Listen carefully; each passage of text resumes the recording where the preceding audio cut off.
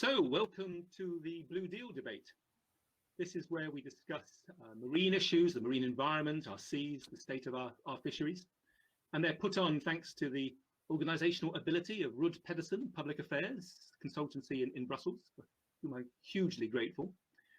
And today we're going to look at the issue of who controls what goes on at sea. The European Commission says that the current situation is not good enough. It's introduced proposals for revisions to the control regulation to try and ensure that fishers who recognise that they have to ensure that rules are enforced, that that we curb the cheats, that there's a level playing field, and these proposals are there to tighten the rules and amend the existing legislation. And now MEPs in the European Parliament, I'm told, have got to consider some 1,200 amendments to those proposals early in September when they come to the Fisheries Committee. So we have plenty to talk about. And with me here we have Mónica Corrales, who is the Deputy Director General for the Spanish Fisheries Ministry. That means she's in charge of controlling what goes on with Europe's biggest fishing fleet. And Pim Vasser, the President of the European Association of Producers Organisations. That's the fishing industry, the fish owners. And Vanya Vulperhorst, from the Campaign Director for Oceana in Europe. Thank you very much for joining us. Just want to say, if you're watching now, we're going to have a debate for an hour or so. You have the opportunity to table some questions, and we'll have an extra half hour at the end when we'll try and consider those. So look at the comment box on the right-hand side, and that should give you the opportunity. Pim, let me just start with you. Before I ceased to be the chair of the Fisheries Committee in the Parliament, I had a letter from a fisherman which said, no fisherman gets up in the morning and says, I want to catch fewer fish today. Every fisherman wants to get up and catches as many fish as they can, and especially they want to catch more fish than their neighbours. And we fishermen, he said, we've got really good at catching fish, especially with all the technology that helps us now. So we have to have controls in place. We have to controls, if you like, to control ourselves. Now, is that fair? Would you agree? Do we need these controls? Yeah, we need controls. Fish is the only part of our food system which we harvest, and we harvest it sustainably from nature.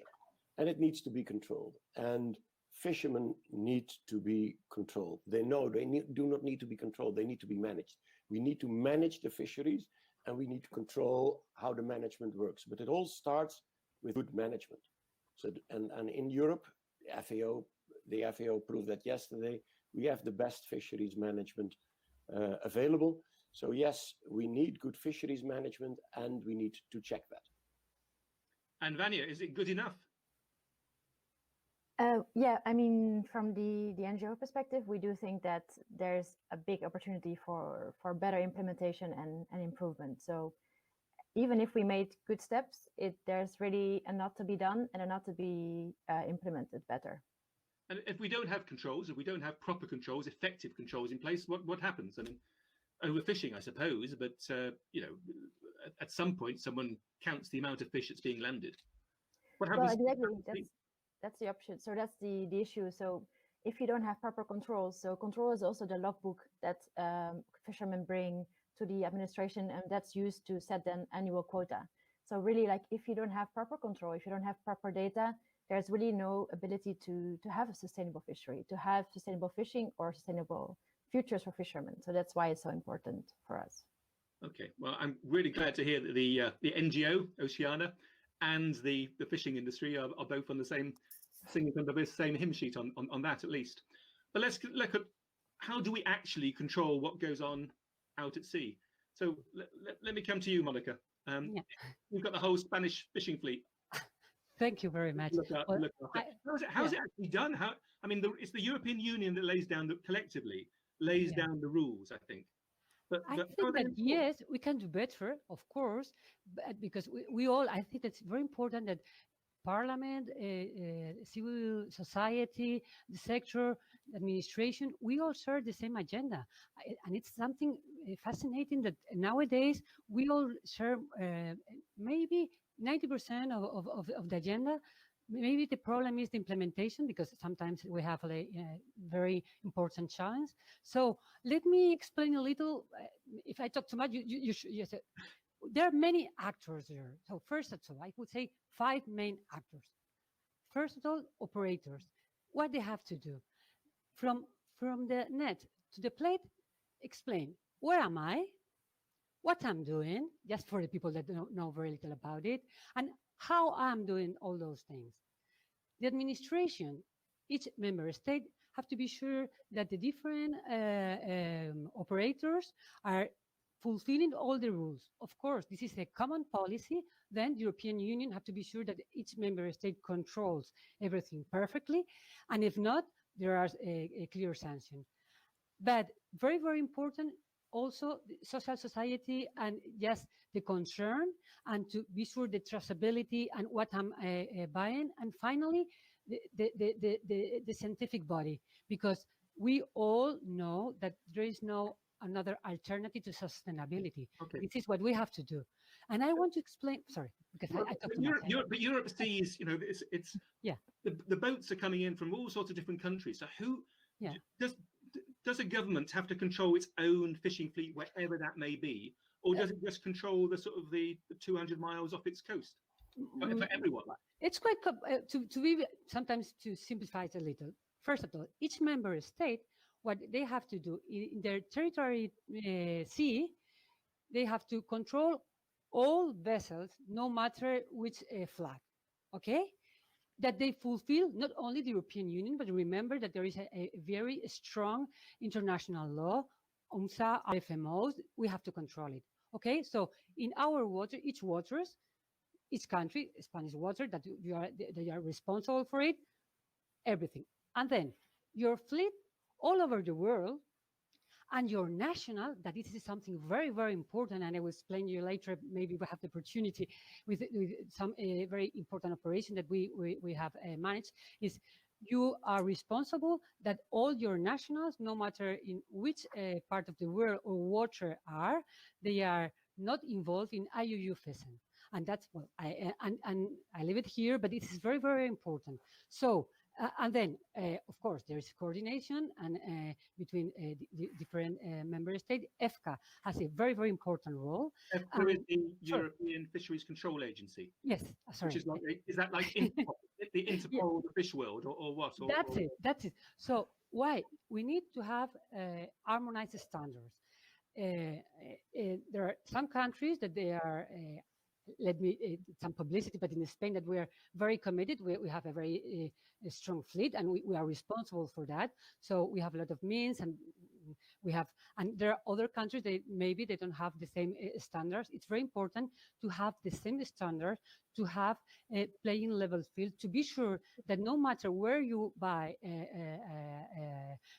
fish, they have the same standards. That's very important. Can I just ask, how does, Pim, you may want to come in here, but so a national government has to patrol the seas of its own coastline. But now Spain's got a big Spanish fleet.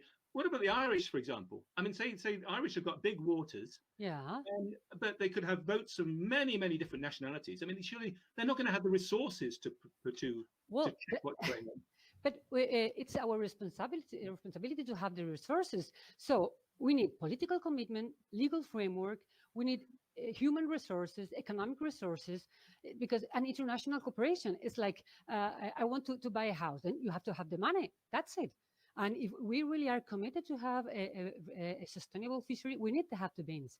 And then we are a lot of member states, we can work together. And that's what we are doing, trying to, with different joint programs, training is a key issue, because sometimes I wonder, how are we going to do it, not only at the national European level, international level.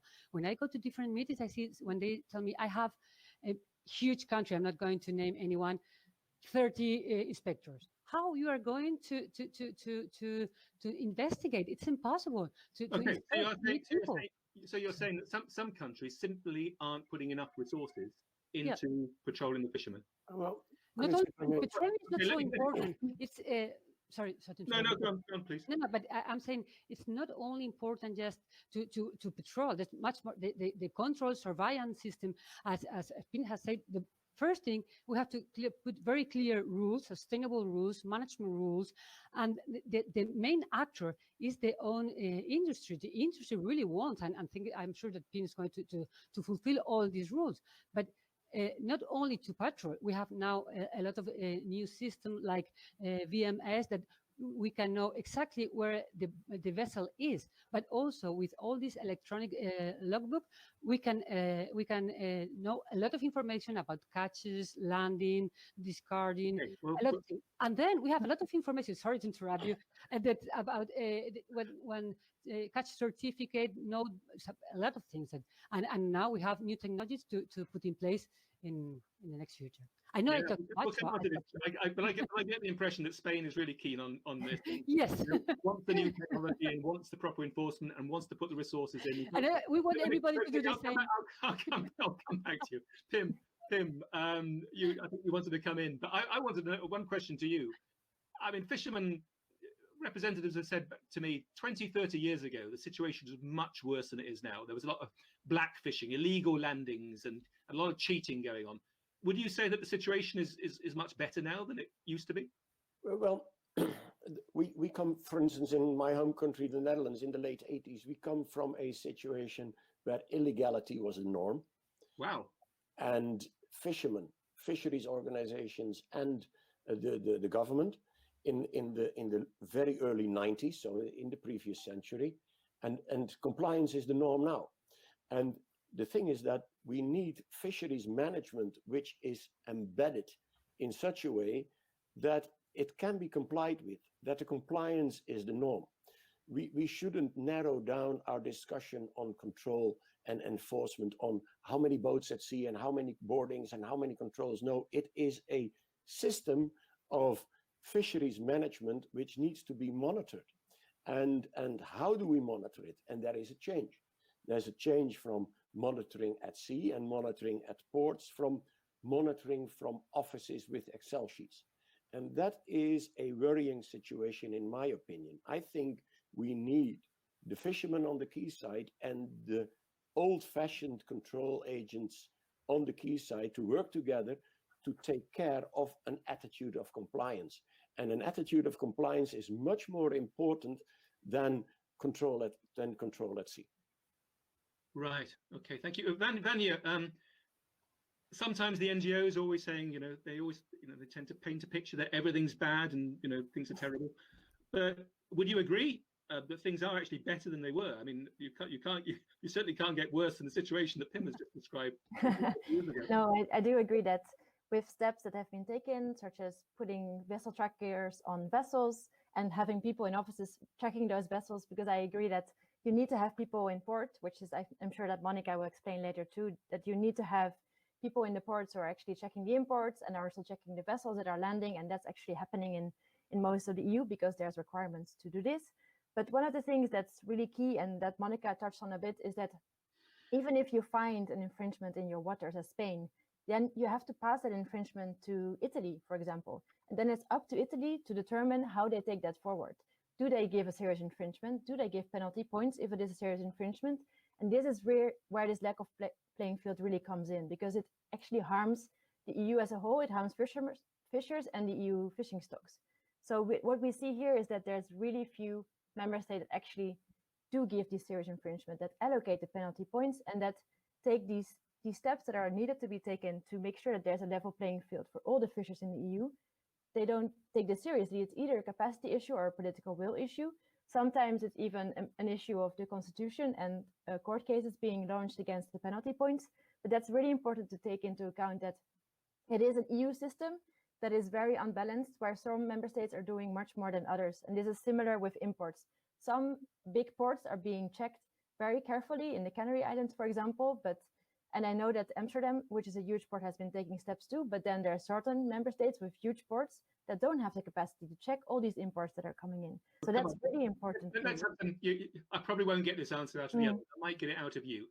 which are the governments that are taking fisheries control seriously, and which are the ones which are, in the black league? Yeah, so one issue that I have to really make clear here is that for external NGOs such as us, but even for fishermen, for the European Parliament, for other member states, because there's still not a system set up where member states have access to the infringements that have taken place in other member states, there is no public information. There is no member state to member state information on infringements and the follow-up. There's no member state information to the Commission. There's no information to EFCA, the agency who only gets information when they do joint deployment. Joint deployment controls. I don't know what they're called. Sorry, these acronyms sometimes escape me. But just to make sure we don't have this information. The only thing we have is the 5-year reports that are required to the Commission from the member states, where they note how many infringements they've done. We only got them because we did an access to information request. In there, it shows that there have been 15,000 infringements. There have been only 400 points allocated, of which 400 were done in Italy, and I think 70 in Spain. Of course, this is super old data. It's 2014. I'm sure that it's increased now. But just to paint a picture of the lack of information that's publicly available, that would also help any member state, any control office to do better. So the picture's been painted. I will come in. The picture's been painted as, first of all, even where inspectors get the information, they pass it on to the national authorities, but it may be treated in different ways depending on which national authority it goes to. Even though the fishing boats could be competing with each other in the same patch of sea. And it's the same as EFCA. We don't get the information. I mean, members, for example, not even members of the European Parliament will be given the information about how effective the practices of governments are. No, there's no annual reporting. I mean, given that European Union talks about transparency a great deal, isn't that? That's pretty incredible. Come on, Monica. Come on. Yeah. I totally agree. Hand it over. Yeah, transparency really is a key issue to be sure that all member states have the same standard of compliance. I think from one of the main issues that we should move forward is in the compliance system. Because we need a common standard, and to be sure that all countries comply. And for example, now we have the different infringement into 3 different acts. It's quite complicated, but also it's important that we know that everybody in this specific infringement is serious. So now the new proposal, I'm sorry, it's a little technical, but it says, this is the list of serious infringement. Point. That's it. And these are the main one. So we think this is we will come up, the Commission's proposals will come up. Okay. But it's only going to be possible to know whether whether the new system works, I suppose, if we have transparency. And we're being told at the moment even the information that is available is being made public.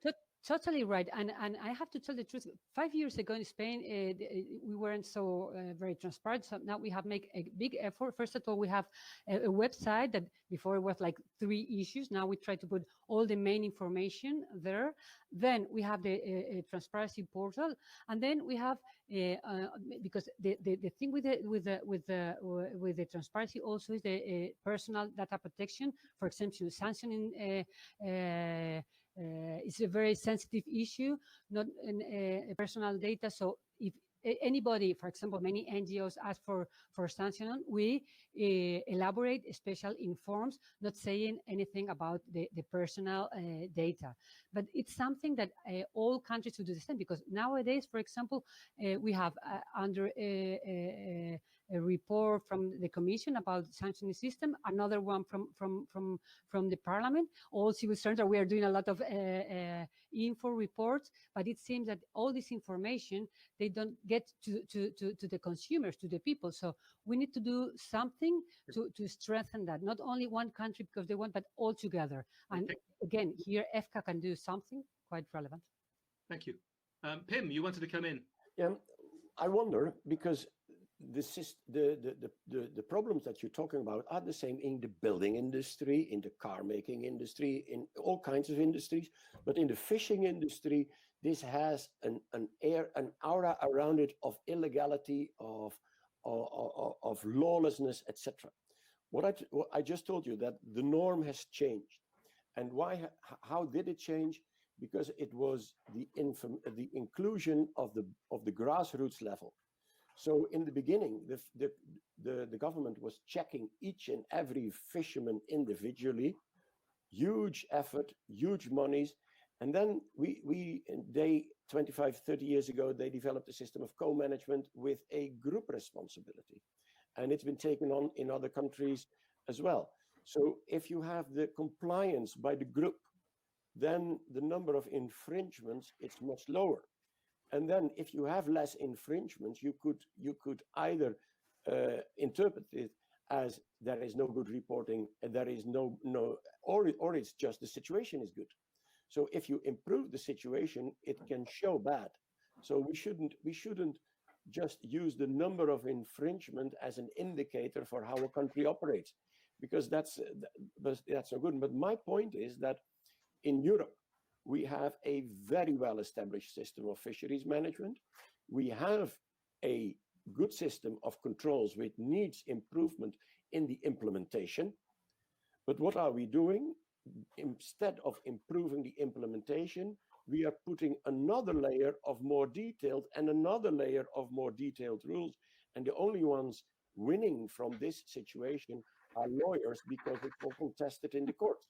So we should go back to the grassroots level and should focus ourselves on those fishers who do well, and we should hit hard on those who trespass. It should be a carrot. We should have a carrot and stick system, including a very hard carrot.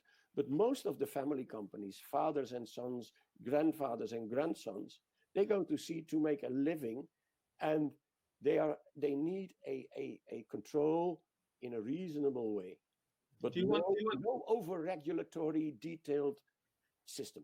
By the way, do you want a very hard carrot or a very hard stick? I think a hard carrot.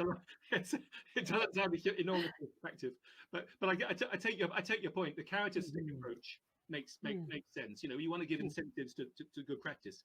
But what do you do about? I mean, it is this difficulty of out at sea, out of sight. Take the issue of high grading. Now, I was reading a report just this morning from Denmark, which said that there was evidence that fishermen were putting back overboard, discarding fish which were legal to land but slightly undersized, in order to get a fish of a higher value, you know, to fill their hold of that and bring that to maximize their profits.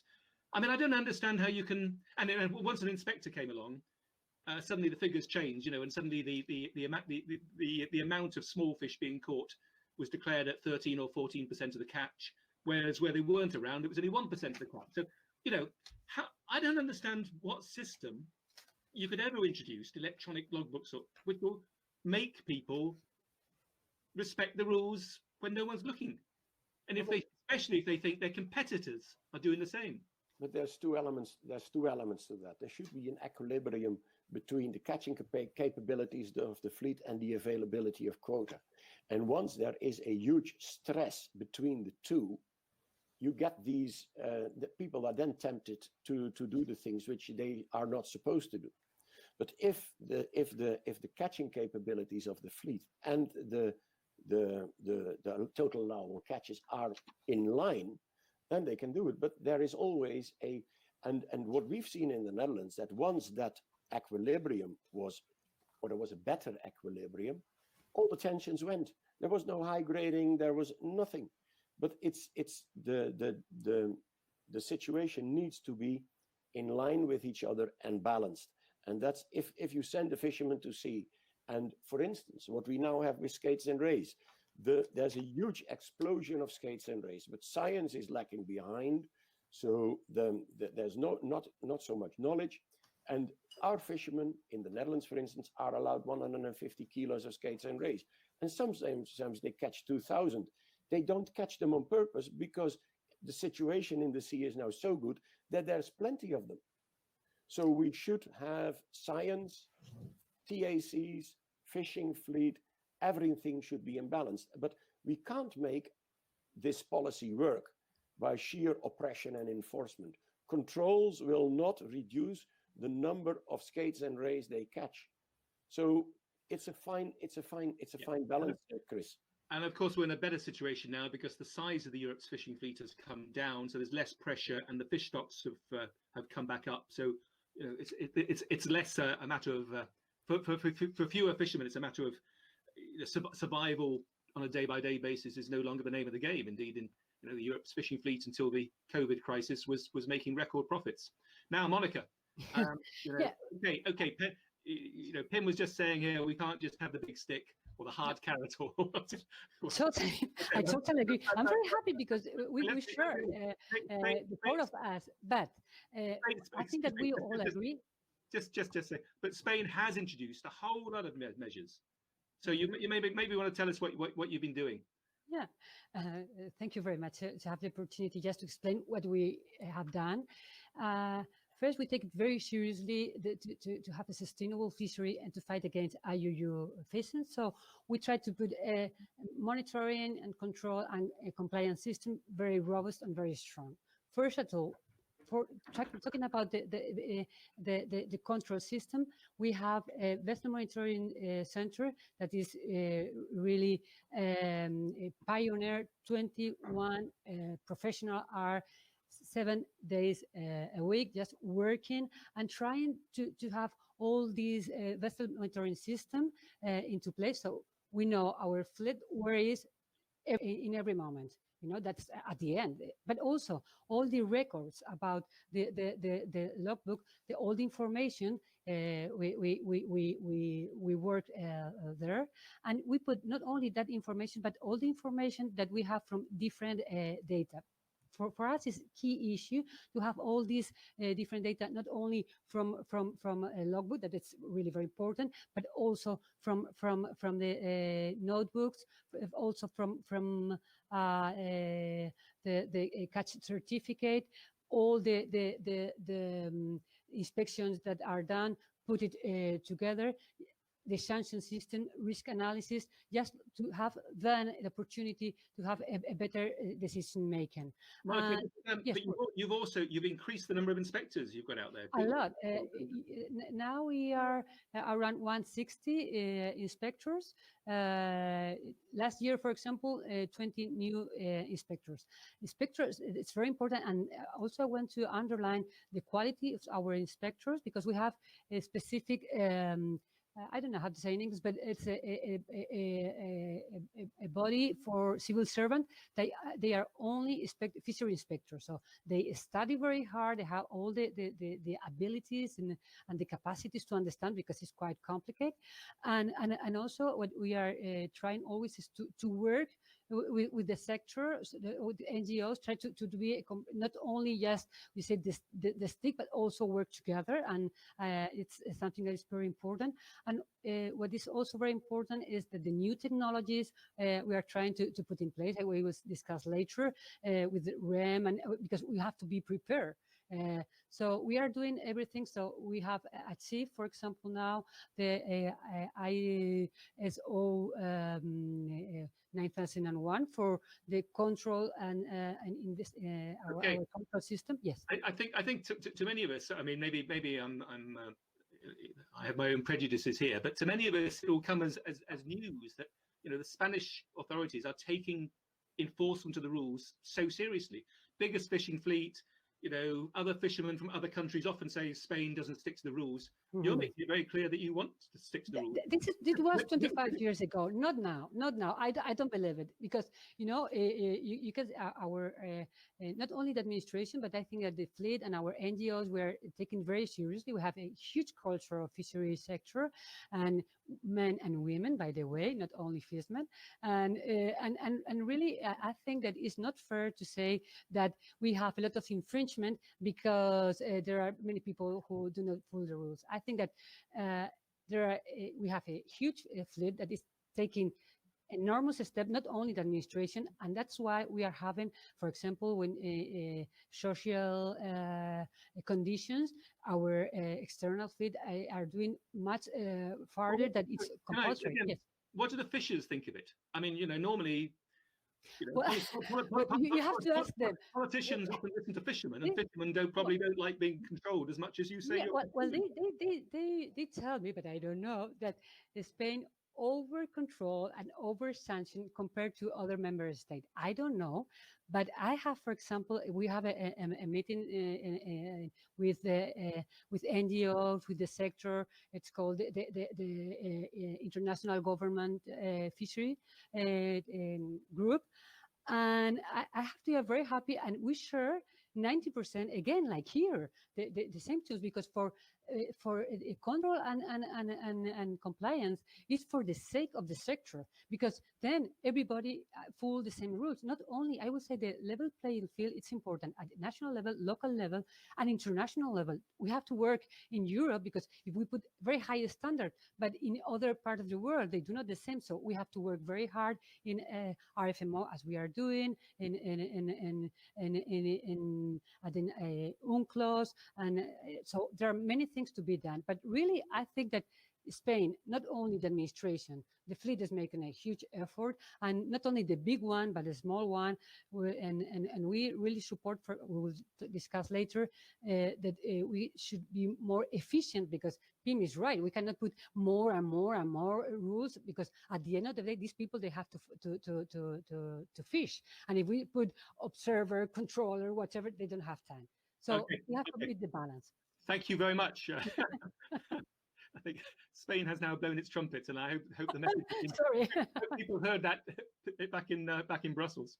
Well, we're at the halfway point, so just let me remind you that you're watching the 5th Blue Deal debate, and this has been made possible thanks to the team at the Ruud Pedersen Public Affairs Consultancy in Brussels. Now, if you've missed any of the former debates, you can find them now by going to the website Political Festival. There should be a link to that on the screen on the right too. So that's Political Festival. You'll find them all there, and other webinars too.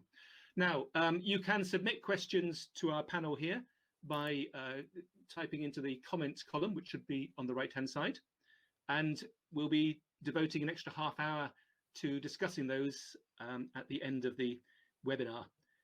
If you want to be kept in the loop and register for the next one, which will be in 2 weeks' time, then please do, again, touch the button on the screen. Now, I have to say that we have only one more debate to take place before the summer. The good people at Ruud Pedersen have given a lot of time to this, but it's not infinite. So if the discussions are to continue after the summer, and there is no shortage of topics to be raised to deal with the marine environment and fisheries, then some sponsorship will be needed. So please, all of you watching from companies or organizations, have a think about that and get in touch with us. Now, let's get back to what's going on at the sea and how we control it. To remind you, I have with me Mónica Corrales, the Deputy Director General of the Spanish Fisheries Minister. We have Pim Vasser, the President of the European Association of Producers Organizations, and we have Vanya Vulperhorst, the Campaign Director for Oceana in Europe. Thank you very much. Let's get back to our discussion. Pim, the European Commission has put on the table a series of proposals for tightening up the control regulation. They include putting cameras on boats to try and check to see whether discards are taking place. They include saying that every boat should have a vessel monitoring system put on board it, not just the big boats. They include I forget other measures too, but anyway, you know them all. First of all, what does the fishing industry think about the Commission's proposals? If I may come back once second to the previous question, do fishermen like control? Yes, no, they don't like control, but they like a level playing field, and they want to have the same opportunities and chances as their neighbors, and that's good. And I had a chat with fishermen at sea, and that's the wonders of WhatsApp these days.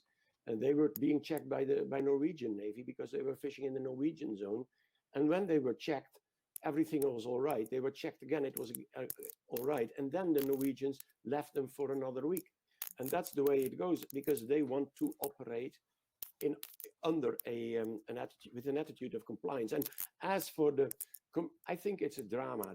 The Commission's proposal is a drama, because we don't have a huge problem with the current control regulation, there's a problem with the implementation.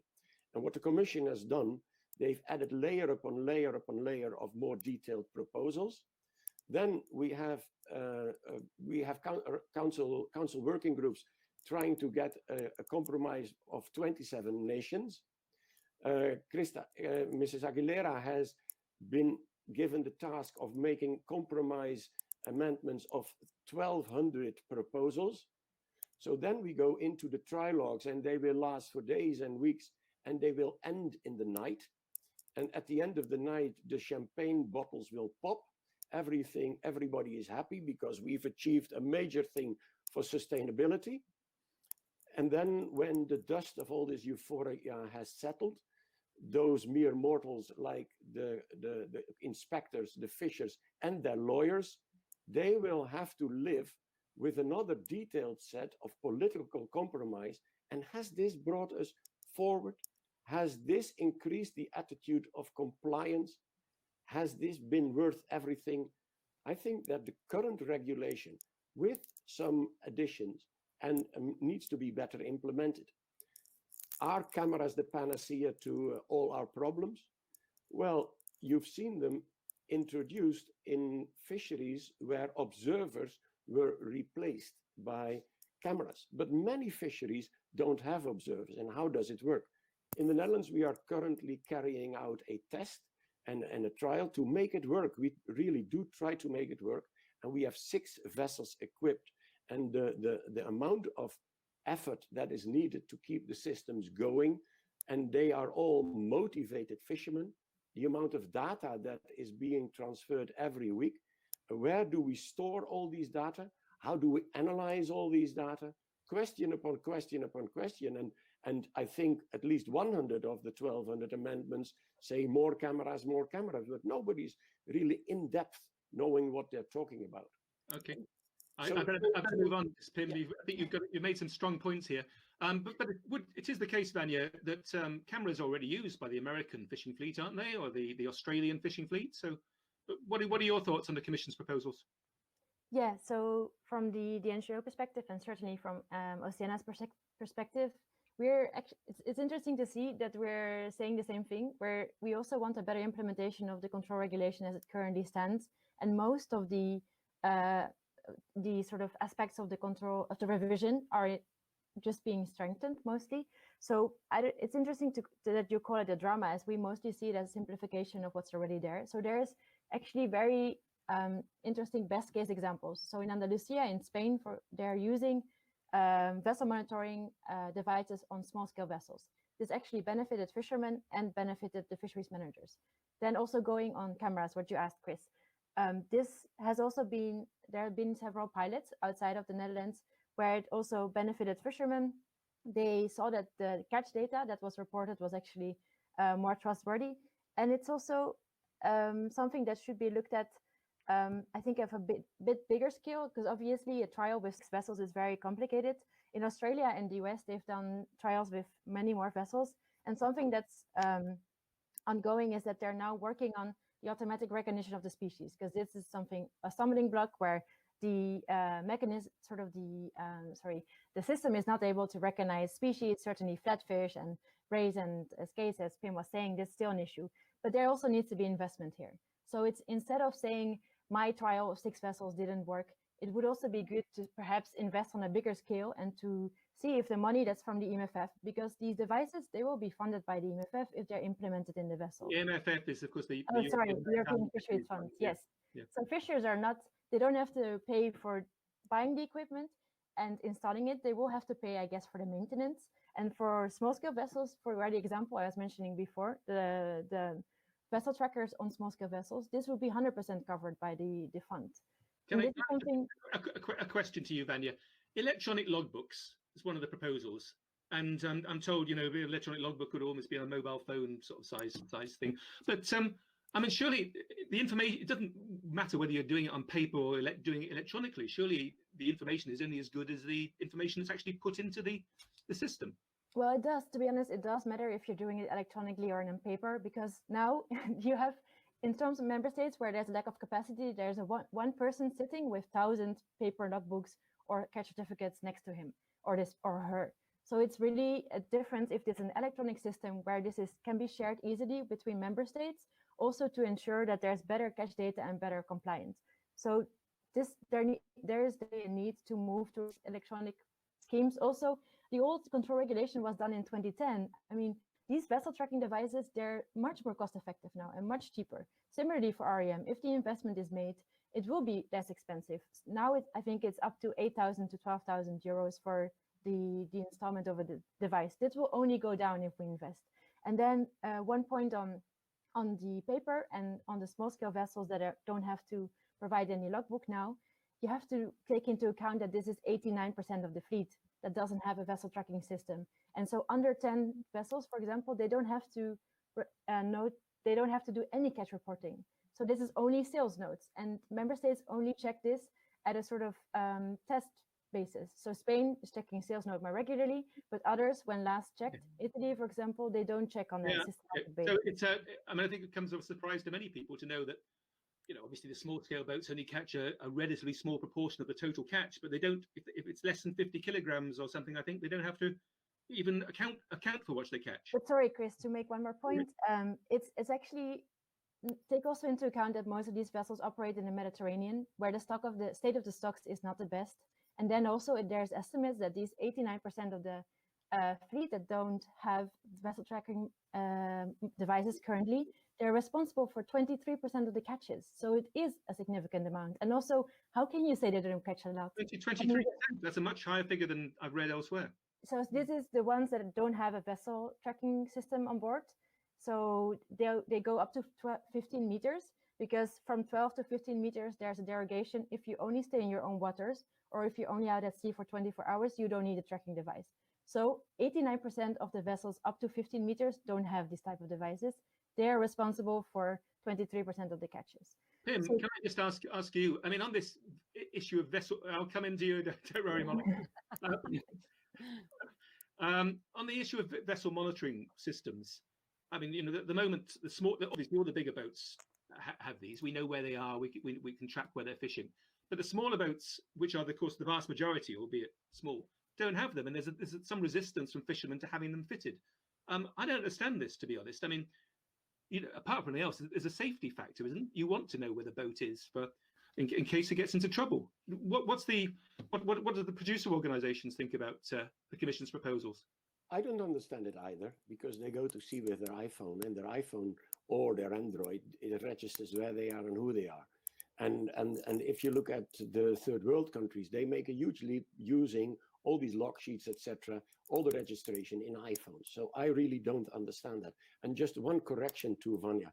The project is on its way, and we are gradually moving up. We are now at 6, but we are on our way to over 10 vessels. But what I just wanted to say is the problems that everybody encounters with these camera systems are much bigger and are more complex than in other systems. And if we take for instance the faraway fleets, or the American or the Australian fleets, it's a system and it's a situation which is uncomparable to the European system, and it's on a completely different scale.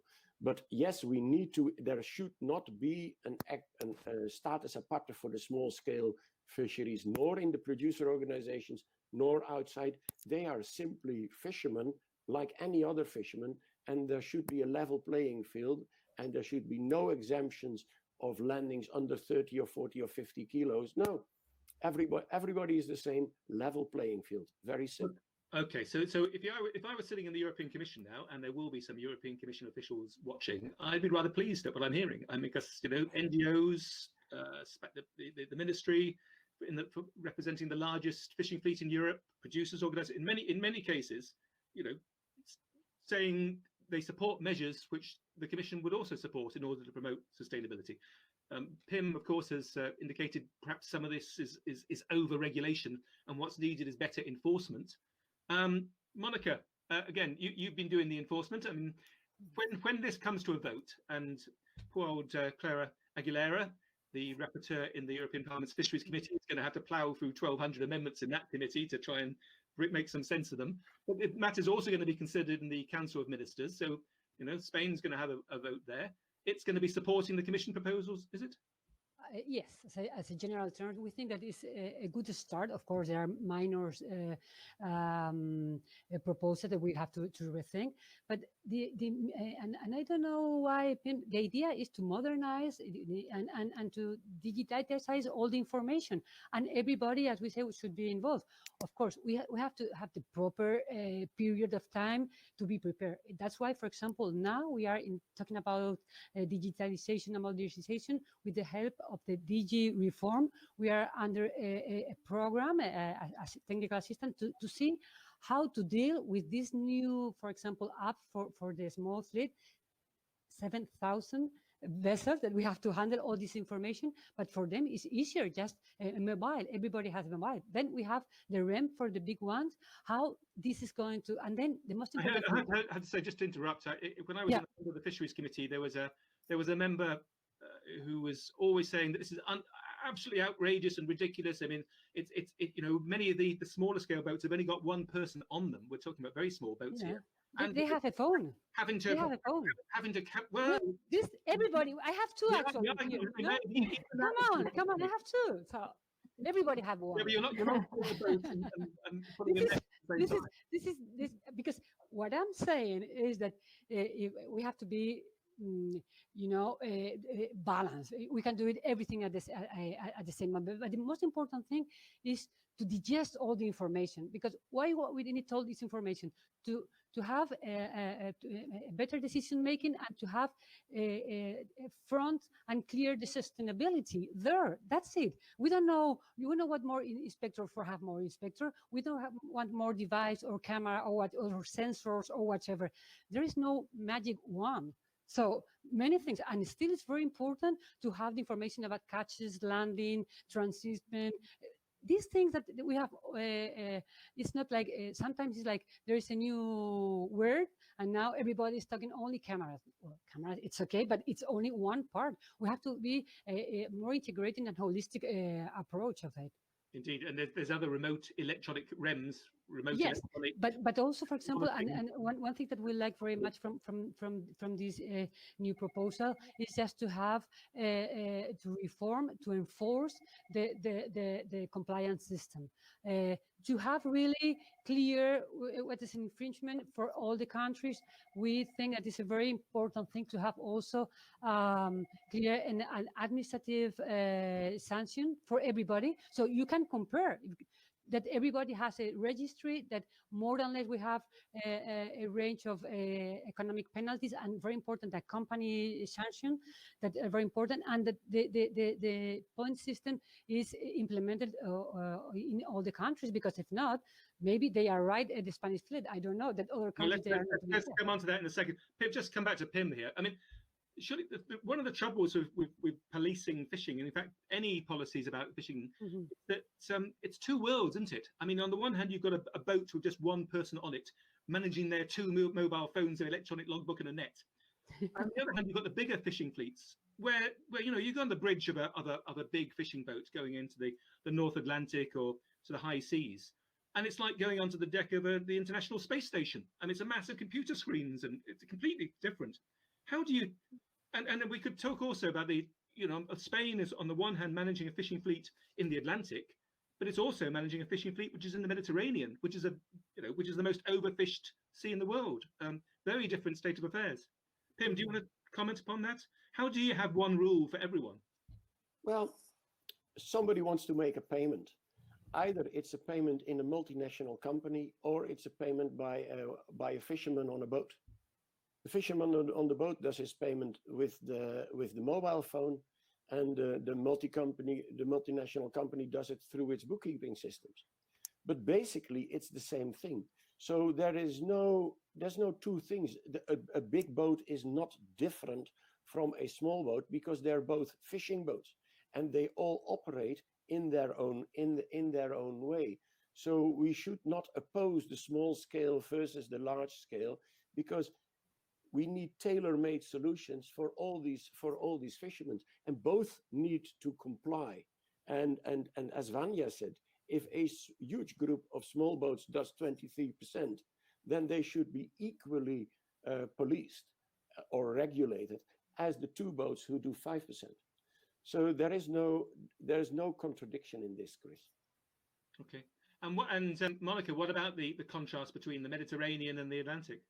Yeah, it's the problem with the Mediterranean is not only a fishery problem. I will say it's very important environmental issues, and it is what they need to integrate different policies.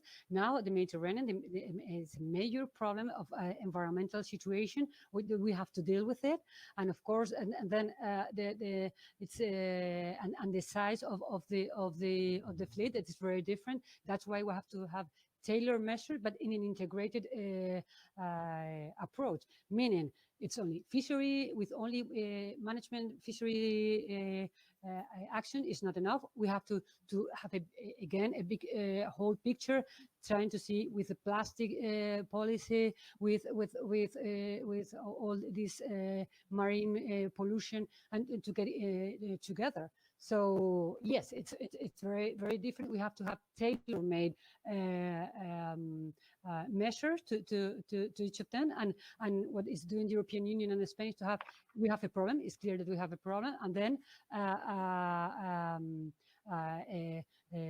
let's tackle it. So yes, this is we have to be prepared to have not general rules for everybody, as Pim have said, tailor-made, but also to be sure that sometimes you can say it's the only problem with the fishery sector is a problem of to see all the industry, the policy, all the that also I would like to talk about it is underline that the fishery sector is a major player of the blue economy, but there are many others that they should also do their homework, and we have not very clear if, for example, tourism, mining, and others are doing.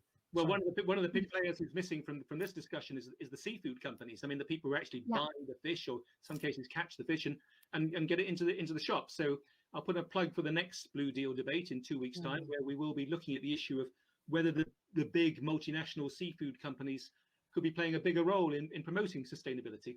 And also, let me put another plug in, which is on the Mediterranean. I'd really like to do a program on the state of the Mediterranean, and we need a sponsor for that. So please, perfect, come forward. Vanya, looking at the Commission's proposals now on the table, who's against them? I mean, who are you? You're campaigning generally, I think, in support of them, perhaps even to strengthen them. Who's opposed? Because Pim's supporting many of them, although he thinks they're over-regulatory. Spain's supporting them. Who's again? Yeah, I think it is also a difference of sort of how people, what happens behind the scenes and what happens in public debates, right? So it's also really a plea I wanted to make. Politics is never like that. No, I'll be concrete, don't worry. So a plea I wanted to make to Pim really, and to any of the catching sector, whenever you talk to a member state or an MEP, really make this case for the level playing field, and that you want equal measures for all the fishers everywhere, small scale, and this also refers to sanctions, because as NGOs, we are bringing this message all the time, but it does help if it also comes from other sides. And I do think that there are some MEPs, as you can see from the amendments, that did not get this message. So please, also Monica, talk to other member states to all the time. So yeah, we're really, as you say, like we have a common goal here to make sure that the efforts that we're making in the EU last and that they are implemented. So we really should make this case. And also in the Mediterranean, it's really anytime you try to make stronger measures, there was sort of multi-annual plans for the Western Mediterranean. There was a lot of pushback from local sector, from Italian sector. So any type of change that is trying to be made from the government or from NGOs to have perhaps less capacity at the water, to make sure that stocks rebuild. Also, we're pushing a lot for protected areas. Italy is one member state that is not doing a good job of protecting one area. In the Strait of Sicily, there's still illegal fishing going on, even if it's been implemented since July 2019. So this is almost 1 year later. Still, Italian flag boats are infringing in the protected area. So what we see is, at least from the outside, because those NGOs were not allowed into the council room and were not allowed into the discussions of the MEPs, is what we see is that there's still a reluctance from the industry to to move forward with these type of measures, the VMS or the REM, even if it could be cost effective and help them. So I guess there are still national bodies of fishermen that oppose this. There are certain member states that oppose more additional burden, even if it can be beneficial in the long term. So it's really a short-term vision that is blocking, I think, a convergence on this. Okay, but even so, if I was still a member of the Fisheries Committee in the Parliament, I must say, having Spain speaking in the way it does would certainly strengthen my resolve. Pim, I just want to be clear here.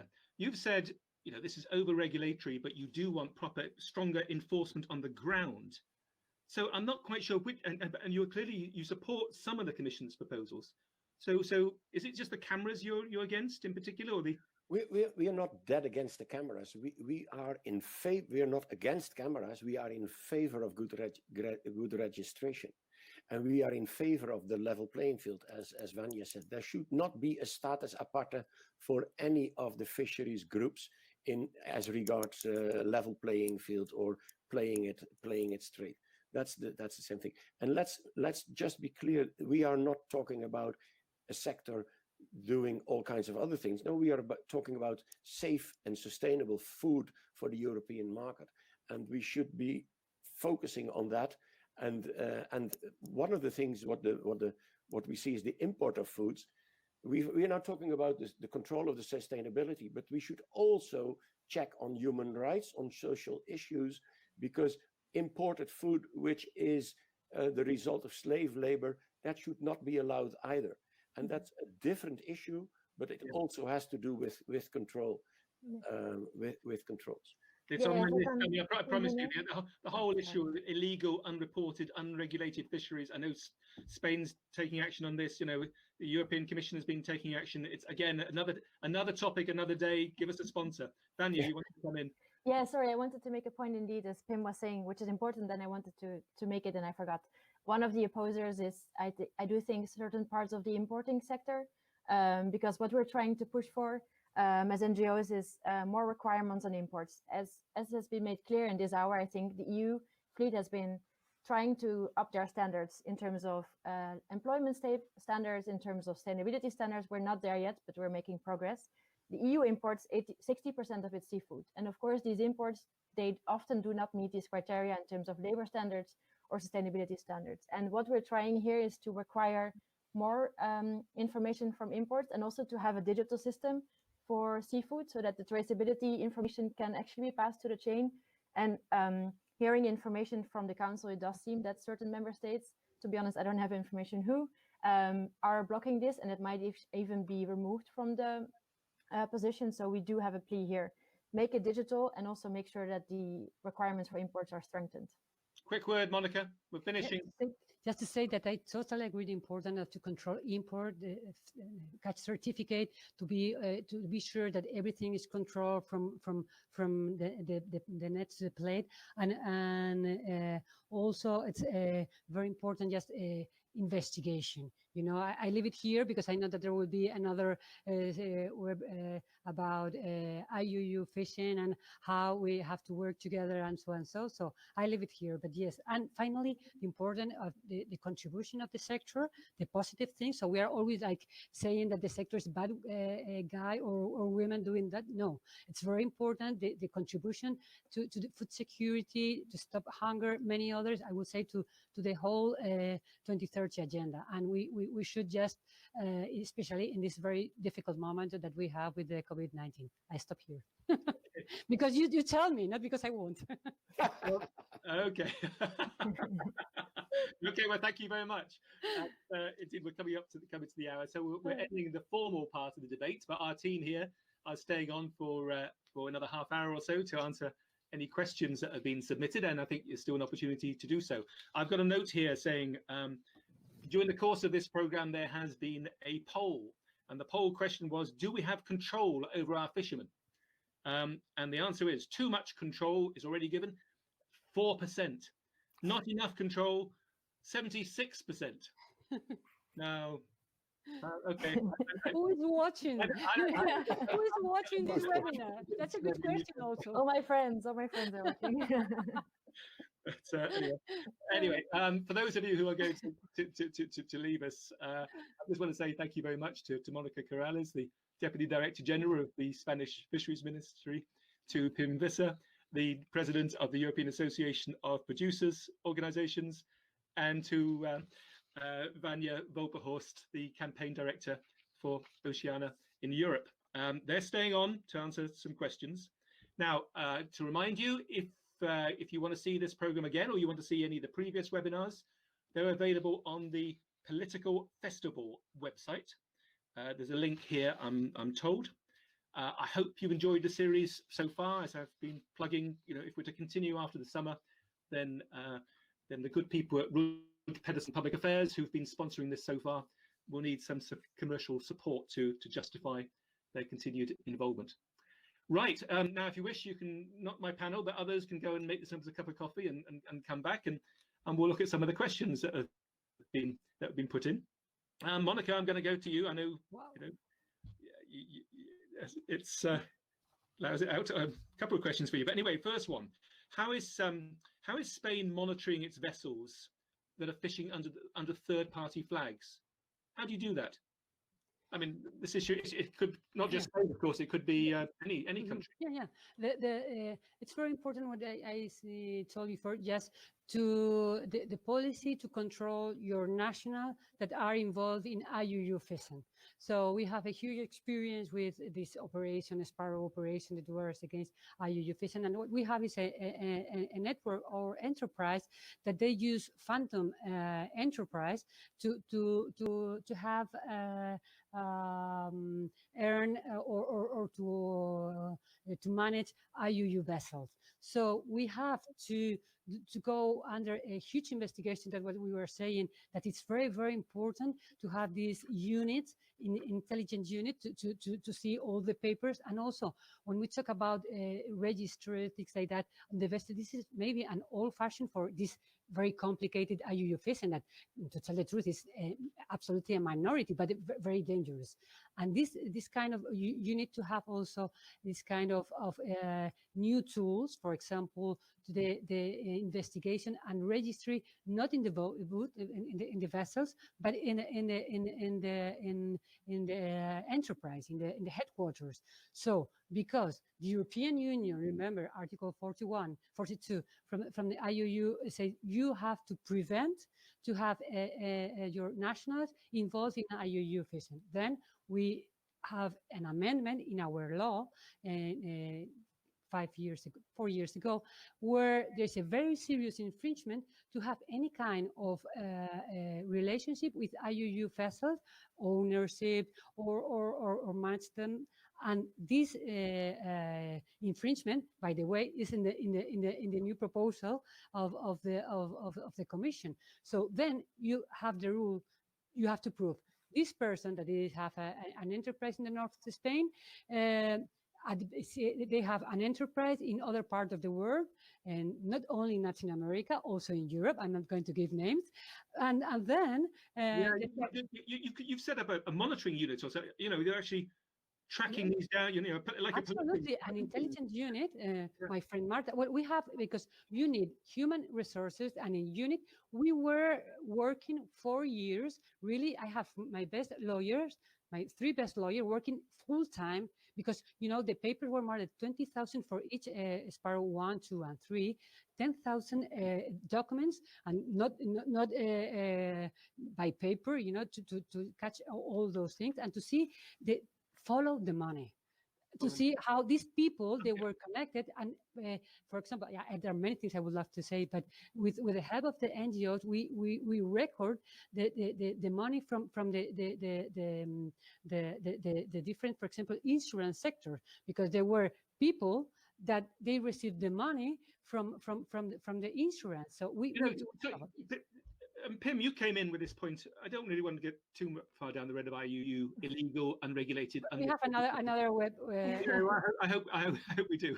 And then we can explain. Some of my colleagues can go there and explain everything. Because you made the point about slavery on board, and of course at the high seas, we know 25% maybe of all the fish being caught globally is said to be caught by these illegal fishing fleets. I must say, I've always assumed that it's, run by China or Vietnam or something. But Monica, you're saying it's actually there's Europeans heavily involved in this. Yes, but to tell the truth, in this operation, the labor conditions were okay. Were only, but sometimes IUU fishing goes with other crimes, Yeah. like for example slavery or drugs, whatever. In those cases, it was the suspicious that it was caught without license, but there was not any other. For example, with tarantella that we can discuss other time. This is other crimes, but honest, here Pim, it's Pim only. Yeah, and also what's. But Pim's going to say, I mean, every honest fisherman, every hates these illegal operators, presumably. Okay, well, if you look at society, there is cocaine traders, and cocaine trade is getting a lot of in the news, etc., etc. But it's just a few, and that's what I mentioned. That's what I meant when I said the rotten apples. And let's kick the rotten apples out, Absolutely. whether they are under the national flags or under flags of convenience. We need to work towards the attitude of compliance and to get away from this atmosphere of illegality around the fisheries, because the majority of the fisheries are honest working fathers and sons, grandfathers and grandsons. Yeah. But let's not close our eyes for the rotten apples. Yeah, and sorry, just a quick. The important is not only to have a very important economic sanction. We have more than 32 million euros, but maybe it's more important to have disqualification. There are 23 years of disqualification from fishing activity, meaning they are out of business. That's great. And the other thing is the ban of any kind of subsidy, help.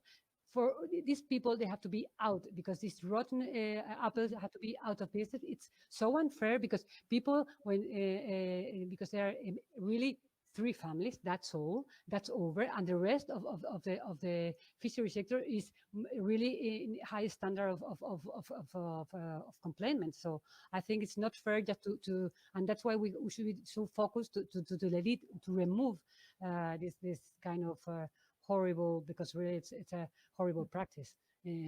Fishery for sustainable. Let me move to a slightly different question, which is one that's been submitted, asking: are observers on fishing boats properly protected from harm? Vanya, perhaps you can tell us, when does a fishing boat expect? When's a fishing boat expected to take an observer? So I'm not an expert on this, so I can just provide some examples that I know. So I know that the bluefin tuna fishery, for example, has observers on board, and this has been done because, of course, it's an extremely lucrative fishery, and there have also been in the past a lot of illegal fishing, overfishing. So that's why they put observers on board to make sure that the catch is monitored. But as we were talking before, also in terms of observers, there can be intimidation of observers. There can be also bribing of observers. Of course, they live on a very they can operate under very difficult circumstances. You're just out at sea with a crew that might not. You're the lawyer, Monica. And just tell me, when is there a requirement that a fishing boat takes an observer? We have the general provision, UMSA, you said the general one, and then each RFMO, the regional management organization, decided when is compulsory or 100%, for example, NAFO, NEAF, 100%, or 10%, 5%. So depend of each RFMO. We have a general provision where it said that every member, every flag state is compulsory to fulfill the compliance of their fleet. And for example, in UMSA agreement, said, among other means, it's observers. Can a skipper say, I won't take an observer? No. For example, if it's under NAFO, no, it's not. It's compulsory. But we have some problems. By the way, sometimes they say they have no room, no space. So sorry, if you don't have observer, you cannot go there because it's compulsory. For example, in our external fleet, we have like around 2,000 vessels. We have 130 around, depending of the month of the year, observers. So 50%, and the big ones, the trawlers, they all have. It's compulsory to have observers. Well, Pim, So yes, Pim, isn't it, does a skipper treat an observer as a policeman or a scientist? Well, we don't have too much experience with observers. The only observers we have is if scientists join the vessels, and the scientists are not treated as, they are treated as one of the crew, and they have these joint surveys, etc. But they are not an observer in the sense of like a NAFO observer, etc. In the North Sea and in the North Atlantic, there's very little use of observers on board. Okay. well, maybe it's important to clarify that there are some scientific observers, and then in high sea, just to have a new instrument for compliance and for control, not only the satellite, that of course, just to the logbook, also the cross documentation. It's very important later on, landing obligation. Okay, well, Monica. Okay, so we're talking here about observers out in the high seas on probably quite a big fishing boat with a number of crew, and it does sound that the sort of role is policing rather than collecting scientific evidence. And Vanya made the point, I think. I mean, frankly, if the skipper and the crew don't want you on that boat, it would be horrible being an observer, wouldn't it? I mean. But Chris, we should put this in perspective. We're talking about European. We are talking about European fisheries in the European seas with long distance fleets, of course, and the long distance fleets is a separate issue. But all the stories that we hear about observers, and only recently about 15 or 17 observers being killed, etc., that's happening on non-European vessels far away. Yeah. So we should really distinguish between our European fleet, and we don't want to boast how good we are, but we are treating from a scientific point of view, from a compliance point of view, etc., from a management point of view, Europe is doing an extremely good job, and and we really need, and Vanya pointed on that one, we really need to point on our import fish. That needs to reach the same standards, and there's some point. But I didn't, to be honest, I didn't even realize that observers anywhere in the world had actually been killed. I just thought it would be uncomfortable for them. I can see now why the question was asked. Yeah, it's in the news only recently. Yeah. Okay. But I think that in the long distance flight, the European one, it's something that is totally integrated. You know, it's something like to have observer, like to have VMS. Logging, you know, is part of our legal framework system. And I have personal friends, women also, that they are observers, and they are part of you. Sometimes they're like in any work that there are some discussion or whatever, but everybody knows that it's part of the system. To make a point on the external fleet, perhaps if I can, sorry to jump in, Pim. There is the case indeed that there's again, unfortunately, a bit of a lack of level playing field. There are some member states, like France and Spain, are doing more than others. So there's again some external fleets where, as NGOs, we brought cases, for example, the Italians or the Latvian fleet, where they are not properly managing their external fleets that are fishing far from their home base, right? So just a plea here again to also make sure that these other member states do as well as others are, as Spain, for example, in this case is doing. But then again, of course, they are not perfect. So Monica alluded to this case. The Tarantello was happening a couple of years ago. This was Mediterranean bluefin tuna and involved a couple of member states again. So as much as we're trying and the EU is making a lot of progress, there's still, we should not sort of close our eyes to what's going on. No, absolutely. I've got a question about which I'd like to have discussed in the debate, which is about the European Fisheries Control Agency, which is based in Vigo and has a collection of well-experienced fishing inspectors from across the world based there. I visited a few years ago, but I'm never quite sure what it actually does, what it does, what the national authorities do, and what does the EFCA do. Monica, maybe? Yeah, basically, I think it's to coordinate all the efforts about from control and surveillance.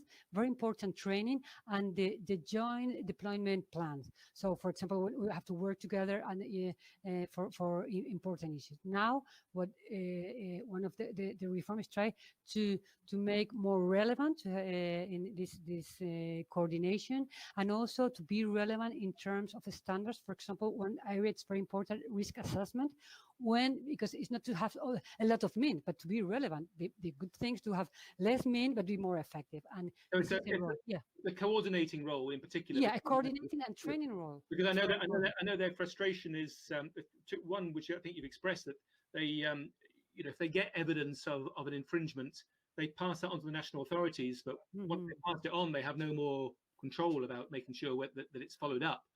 And of course, they only have one patrol boat for the whole of Europe's waters. Which is, it's important to have. We have 10, for example. That's something. No, but Chris, their boat is just an extra boat which is being deployed in specific areas alongside the national boat. So we see in the North Sea, we see the Dutch, the Belgian, the Germans, and the Danish boats, and on top of that, the FK boat. And after Brexit, we'll need the FK boat extra, I think. Yeah, again, right, I've got a question here that I'll just move on. I've been avoiding Brexit because, of course, I'm not going to get any. I'm not. No one involved in negotiations is going to say anything worth saying. So, but there's a question here: does the EU foresee any joint measures regarding the management of vessel confrontations in Spanish waters around Gibraltar? I think that we need another. So let's see what's going on in the negotiation.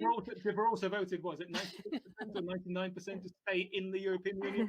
But I think FK can be interesting here because they do a lot of information exchange with non-EU states. So, for example, FK goes to West Africa to train inspectors there, and they do joint inspections there with those countries that are outside of the EU, right? That has nothing to do. There's an EU fleet operating, but it's not EU waters. There's no link to the in this sense. So FK for sure could, I think, help the Brits who need all the help they can get. No, I'm sure that we have enough time to reach a consensus. Please, we have to be positive. But one thing that's important. Maybe I'm being gender inappropriate by talking because we have two women on the program. So here's a question from Dr. Ruth Brennan: How gender sensitive is the new control regulation? And why is nobody asking what the impact is likely to be on women in fisheries who are ground crew in terms of the fact these new digital tools are going to impose increased burdens on them? Are they going to impose increased burdens? Well, as I mentioned before, I think the digital tools can actually really help, and they are really cost effective. So they should really not be seen as something that burdens fishermen and that will make their life more complicated. I think it can really help, and there's been pilot cases and case studies where it's been extremely positive. So where there's a lot of employment of women is processing sector, for example.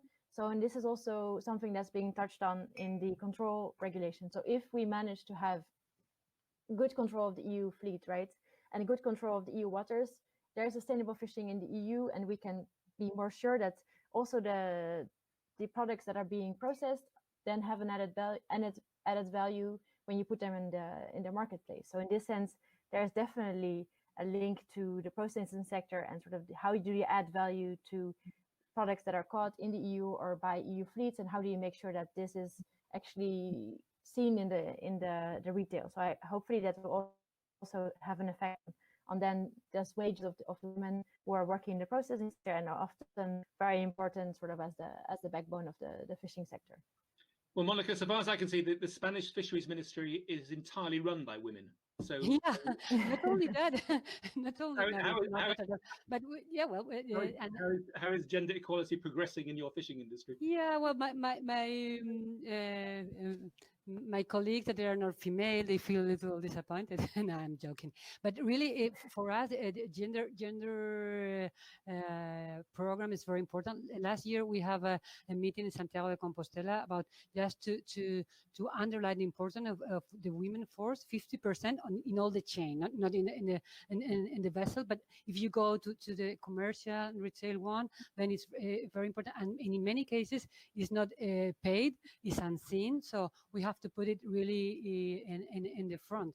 So really, for example, this year we have in the informal consultation of sustainable fishery in New York, and it was for the first time raised the issue of the gender and try to put gender and fishery, because it's today also there is a resume of Sophia, the last form of FAO, the situation of fishery and agriculture, and raised many issues, but one of them is the importance of women and the role of gender in the fishery sector. So not only because there are many women, my Secretary General, General Director, and many others, but really because it's 50% of the force work, and it should be underlined and treated equally, you know. So I would say that equity it's a main factor in sustainability. And you've already told me off previously for yeah, sorry, because in the title was fishermen, and where are we, the women? Yeah. Sorry. Right. Well, another one for you, Monica. A quick one, very specific. Can you? How many vessels have actually been inspected by the Spanish authorities last year? I mean, how big is your inspection rate? Now it's been 9,000 inspection, just because I have just the data. 9,000 inspection in direct one, 500 from related with imports. And also there are other, so another important one is the investigation 50 operation. So it's an important thing. There are a lot of them, but the important thing is they are relevant or not. And the important thing is that what we try to do is that all this inspection, 9,000, that really are relevant, and not every fisher trip is its control is inspected to see which is relevant, and what is a key factor is to have a key a risk assessment. So, and then we put all the factors. So it's my colleague, inspector colleagues, they have a lot of work here. Well, it sounds a lot. I mean, by the way, how has COVID changed things? I picked up a copy of Fishing News the other week, and let's see, the Commission's been complaining about the Irish authorities and saying, you know, there's no inspections taking place or something because inspectors don't want to, you know, want a social distance. Yeah. No, really, I have to thank our colleagues, inspectors, and also the sector, that they are really working in this tough condition, and the fleet, and also the inspector. At the very beginning, we try to focus more on this documentation, and try not to be in as physical things, but now that we have started again the physical inspection. So of course, trying to get all the measures, the protection measures, but really it's an effort of the sector, but also of the inspector. They are inspecting now. So thank you, Pim. There's a question here from Rebecca Hubbard, who's been on one of our previous Blue Deal debates. She's the director of Our Fish, I think, and she's throwing back a question about cameras to you. She says, you said during the course of our discussion that the Australians and the Americans, where they're using cameras, that they're not comparable situations to the European situation. But she's pointing out that, you know, they have very diverse fleets. You know, frankly, what's to stop cameras and other remote electronic monitoring devices just being phased in over a period of years? Well, we had a webinar on the use of cameras a few weeks ago, and if you look at the specificity of the fisheries in Canada and in the US and in Australia, this is what we call a more clean fisheries with a limited number of species. And if you look at the situation we are in Europe, it's a mixed fisheries with over 30 species coming in, and I agree with Rebecca that we need to explore it, and that's why we are doing these projects. That's why we are learning. That's why with Wageningen University we are developing automatic image recognition. All these kind of things. Yes, we learn it, and I think that it can be speeded up, but it's speeded up in a logarithmic way. But it starts very, very, very slowly, but the situation in the size of the fishery and the specificity of the fishery in the US and specifically also in Australia is different. And for instance, if you look at the long distance, the tuna fleet in Spain, with our good colleagues, we've been discussing it. We've been discussing this with Spanish companies dealing with it. So we have a positive attitude of developing it, but it is an innovation, and you never can predict how fast an innovation goes. But to give you an example, on the automatic image recognition, which is under a sort of laboratory conditions, we've now come to the recognition with a 90%, 95% surety of skates and rays recognition, where the human specialists don't get any higher than 80%. So the machine is, in that respect, the machine is already doing it better. But we need effort, we need time, and we need to do the effort to do it. Yeah, the Fisheries Committee in the European Parliament had a presentation last year by Dutch scientists, just showing how the degree to which remote electronic monitoring is progressing and getting better all the time. Not simply cameras, but all sorts of other measures to check on it. But installing a camera on board and making a recording is one thing, but storing the data and analyzing the data is as important. Well, I wanted to ask that question. Who looks at the data? Who looks at the pictures? Well, is this where you have students? You know? in the project that we have now, it sounds incredibly boring. It's fully paid scientists who do it, and they try to find the best way of analyzing all these pictures, and it's extremely complex. And if you look at the images, you can see how complex it is. And we had a discussion on that with them last week, because we really need the machine and the machine learning to do this, because you cannot do this. We are now doing it with a limited number of holes from a limited number of vessels. And if you want to do that and that's why I'm so disappointed with the work that's being carried out by EFCA, because the work carried out by EFCA in this respect is of a highly theoretical nature, and it paints a picture, and it's the same. That's the Director General of EFCA. He was in the same presentation in the Parliament, and it's far away from the realistic things that the Wageningen scientists with our vessels are experiencing now. And I'm not blocking anything. No, we need to move on, but we need to do that. Need to do that together. I think also, sorry, if I can jump on quickly on this, just to keep in mind that there's really been already 100 trials, and there's 12 fully implemented programs already worldwide. So it's true that every fishery is different, and we need to look at the specificities. But for example, one of the things that was said in the webinar that Pim mentioned is that the 5-week-long trip of a longliner can be assessed in 1 day. So also to look at sort of the enormous more. You can make control much more efficient than it is now. And this can be, you have net sensors that you can use to make sure that you only look at the footage that's relevant. And obviously you don't have to look at all the footage. You would use a risk assessment again to make sure that the incentive that's there when there's a camera on board, that actually has shown that there's better catch data and that there's better compliance of fishermen, which is really needed in some cases where we haven't touched the landing obligation, for example. There's a need for better compliance here. There are clear benefits that are worth looking at, as Pim said, and I'm happy that he's willing to consider. And it's really, as I said before, like it's related to investment. So in Australia, for example, he was saying in the webinar that they think that this automatic recognition is within months of being trialed and within being moved forward.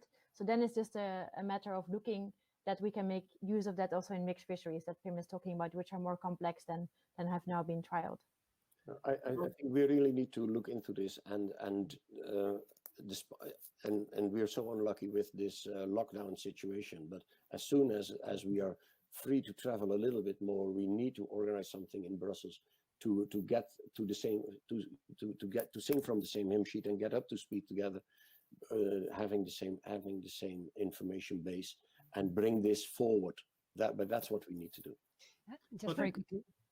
Go on, we've run out of time. Go on, Monica. Okay. No, just very quickly. Learning by doing. I totally with Pim, and so it could be a very useful tool. So let's start it. Like, remember with the vessel monitoring system at the very beginning was like how we're going to do it. Now we have to do it. Learning by doing, and also being trying to get the proper period of time to try and to learn. So that. Well, thank you very much. And Pim has also, in his remarks, made clear that created me with the necessity of trying to get the Director General of the European Fisheries Control Agency on a future webinar to give a right of reply to the accusations made against him. But it's an accusation. Not an accusation, but I'd like him on anyway. Well, but as I've been saying, we're going to have one more webinar, one more Blue Deal debate before the summer. That's will be in 2 weeks' time, and we expect it to be on the role that the big seafood companies can play globally in protecting the world's oceans and establishing global sustainability. But we are looking for sponsorship if we're to come back after the summer, so please bear that in mind. Now, if you wish to see this webinar again or any of the previous webinars, they're available on the Political Festival website from now on. I hope you've enjoyed the series. One more to go, as I say, but there's certainly no shortage of topics still to explore. So I want to say thank you very much indeed to Mónica Corrales, Deputy Director General of the Ministry of Fisheries in Spain, who has made it absolutely clear that Spain now leads European nations in ensuring that fisheries control is under control. Pim Vasser, the President of the European Association of Producers Organizations. Thank you very much, Pim, for many constructive. I mean, you've all been so constructive, and in so many areas you've come together. Thank you very much. And Vanya Vulperhorst, from the Campaign Director of Oceana in Europe. Thanks very much for joining us. I hope you've enjoyed it, those who've taken part, and I hope you've enjoyed it if you've been watching. Thank you. Thank you. Thank you very much. Bye-bye. Thank you, Chris.